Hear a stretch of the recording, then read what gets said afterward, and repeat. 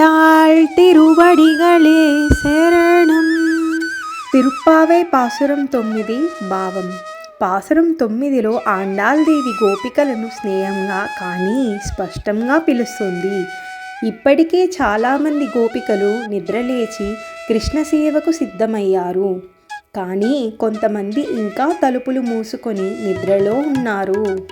అప్పుడు ఆండాళ్ ఇలా అంటుంది, పెద్ద పెద్ద యోగులు కూడా ఈవేళ నిద్రలేచి కృష్ణుని భక్తిలో ఉన్నారు.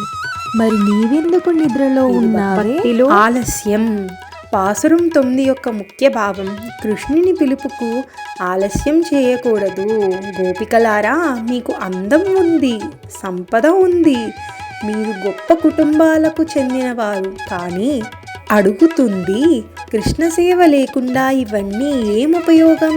ఇక్కడ ఆండాళ్ మనకు ఒక జీవన సత్యం చెబుతోంది. భక్తి అంటే గర్వం కాదు, భక్తి అంటే వినయం.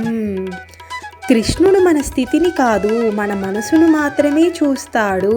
పాసురం 9 మన జీవితానికి అద్దం లాంటిది. మనకు సమయం ఉంది, అవకాశం ఉంది, కానీ మనం అంటాం రేపు చూద్దాం.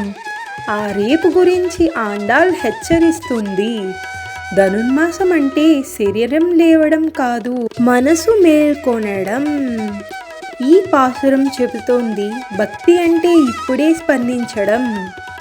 ఆండాళ్ గోపికలతో మాట్లాడుతున్నా నిజానికి మనతోనే మాట్లాడుతోంది.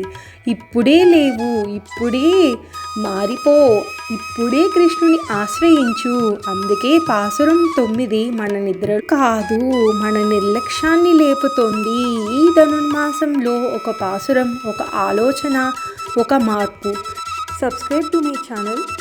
தூமணி மாடத்து சுற்றும் விளக்கெரிய தூபம் கமல துயில் அணைமேல் கண் வளரும் மாமன் மகளே மணிக்கதவம் தாழ்த்திரவாய் மாமீரவளே எழுப்பீரோ உன் மகள்தான் உமையோ அன்றி சிறிடோ ஆனந்தலோ யம பேரந்தோயில் மந்திரப்பட்டாலோ மமையன் மாதவன் வைகுந்த நின்றென்று நாமம் பழவும் నడివేలోరెంబవాయ్.